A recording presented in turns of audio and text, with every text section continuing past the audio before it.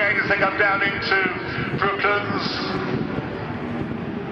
But it's Miles Griffith is strong. James Cunningham there.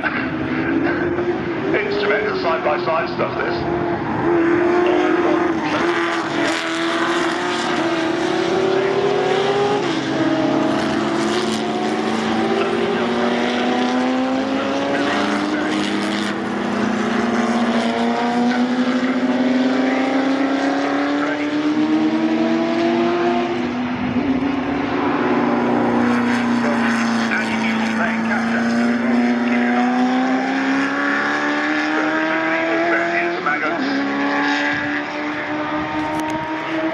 Is beginning to assert himself and open up a bit of a gap.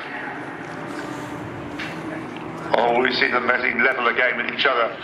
Well, coming out of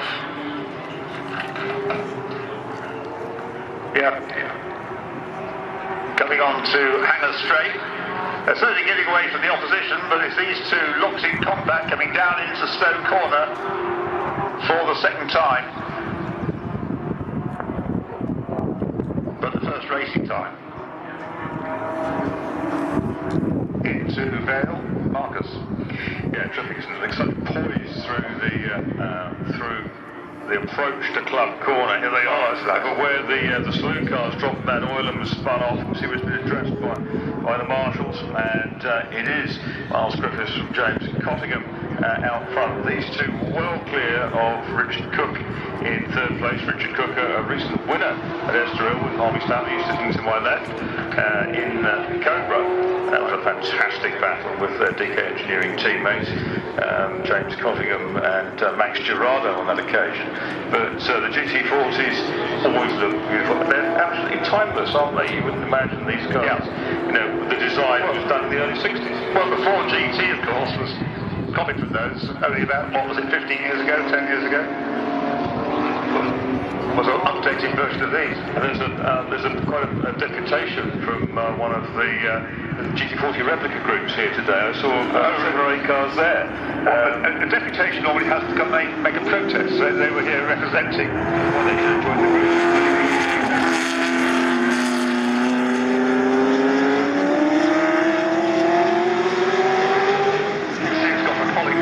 Blister on the roof to accommodate a tall driver.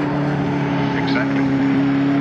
Terry Drury had similar. I remember it was 60. He was that tall. His car had a bulge on the roof. I remember it was also 67. When Terry Dagger drove in, it probably needed that bulge on the two cars.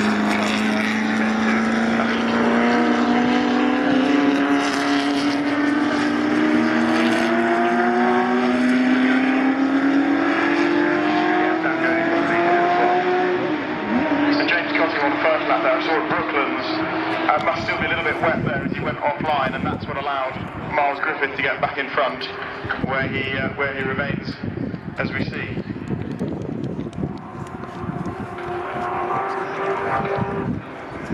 That's Richard Cook then on the screen, as you can see at the moment, in the number 72 car.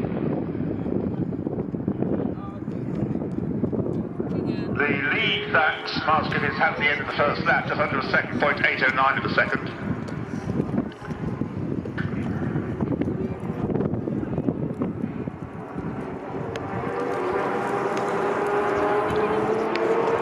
Well, I remember driving, coming up here and watching Eric Liddell in a GT40 back in the 60s.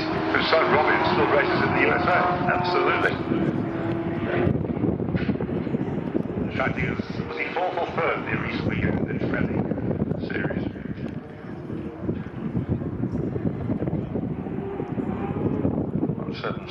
There. That's Bernardo Hartogs, we saw earlier on in his Lotus, which enjoys Woodcote and Sterling Moss races in.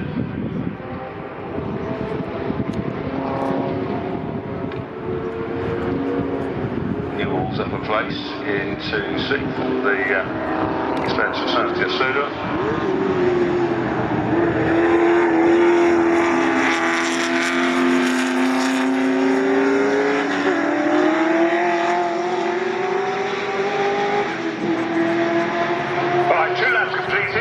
Miles Griffiths gone up a little bit. bit, not much, 1.146 seconds at the end of the second lap. And I was saying that it's getting ever closer. Yeah, you see he was really pushing there into Copse Corner, and his lights on, just in case Miles Griffiths has forgotten from the cockpit of the Walker's car.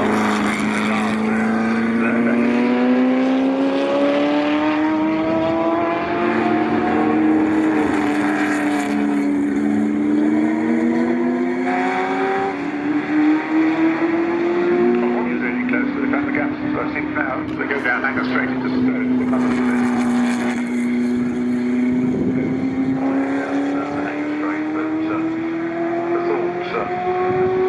Happy side of 150 with full tanks.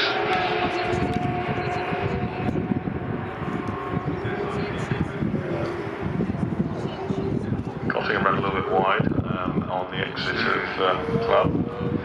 There's the 15, and in fact that's Michael Birch driving that, isn't it? Not Newell, as we were told was going to drive it originally, and that's a replica of the Ford France car that Guillier drove at Le Mans, and Michael has the real one, but races this one, which is a clone of it. Well, if you think back to the start of the race, that car spun. Yep. And we were blaming Andy Newell because we were told he was the start driver, but apologies to Andy. But we can only go on what we're told, I'm afraid. So, yeah, Michael had that disappointment earlier on of seeing his Lotus 15 grind to a halt on the last lap while leading the Sterling Moss Trophy race.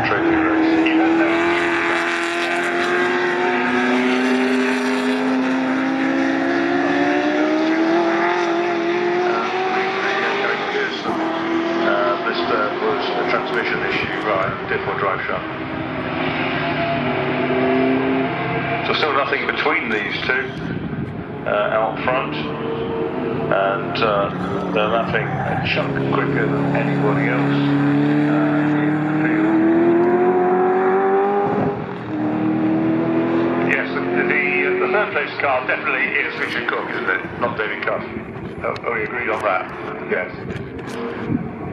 But he has now dropped to 22 seconds adrift of the two leaders.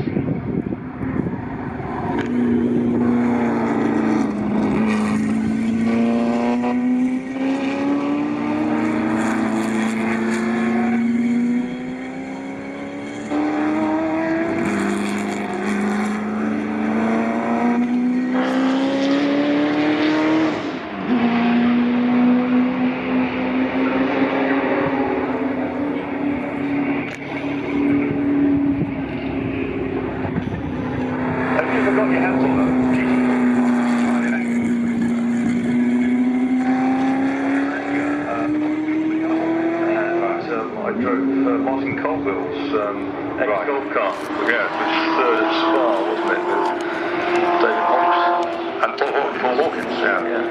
1084. I'll have to look that up. 1084. It was one of those two numbers rings a bell in my mind. It was a long time ago, 30 years ago, I would think, here at Silverstone. This is my copy. Rarest hen's teeth, except in the commentary box. Well, these books, they are these strange GT40 book. But there's just something so special about the lines, the GT40. And ever seen those photographs of them? Roy Salvadori testing one at Goodwood back in the day. Didn't do a lot of running there.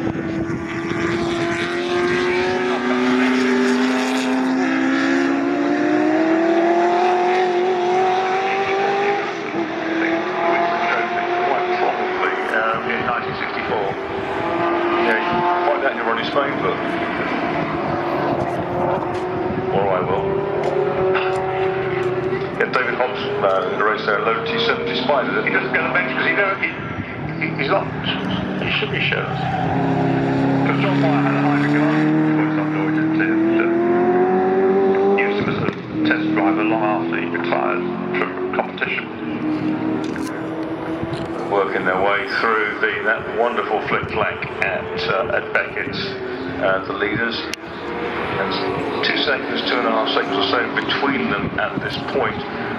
There is the Richard Cook and David Cuff car.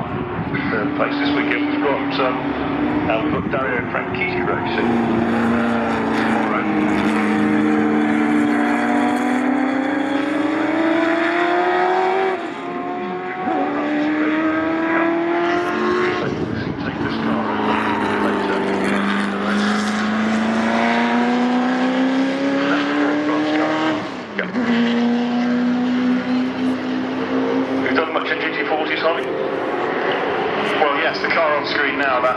Richard Cook, David Cuff car.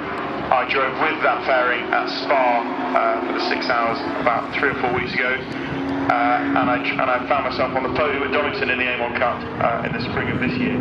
Richard as the right below, it's nice to see Richard back in his car, which is running Pursuit colours, the name of the team that are preparing that car, Pursuit. And nice to see the top 4 GT40's all prepared by different teams. So ADP prepare that Cottingham and Bryan car. High Tech preparing the Miles Griffith Shedden car, which belongs to Philip Walker. And Jelsco, Andy Newell's own business there, running that car as well. So you started at the top by getting the boat.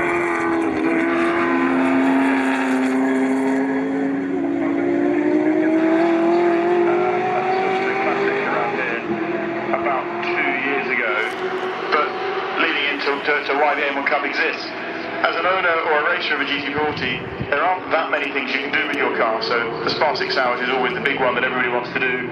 And of course there is a race at Goodwood for genuine GT40s. But saving that, there was very little for people to do with GT40s. So our idea with Legends was to come up with this race just for GT40s, so that all these guys that have cars that are doing 1 or 2 races a year can get out a little bit more in the cars. And I think it's clear from the opinion in the commentary box with me that there's nothing quite like seeing GT40s in anger on race circuits. So I do hope that in time and certainly next season that this series will grow. Perhaps we'll have 3 races a year, and I think we will have stronger grids once the travel restrictions that are sort of lifted are fully lifted, and people can start planning a year's racing again.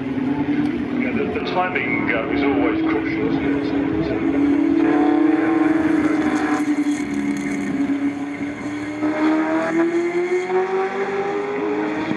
One-day basis, real appetite to go racing again, and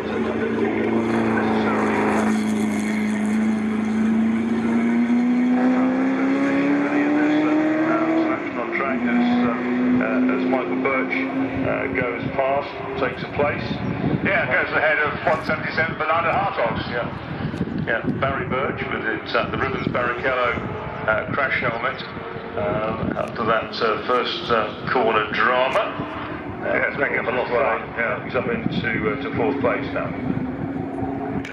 Was there much debate about calling it the Amon Cup, or was that an obvious name to give it?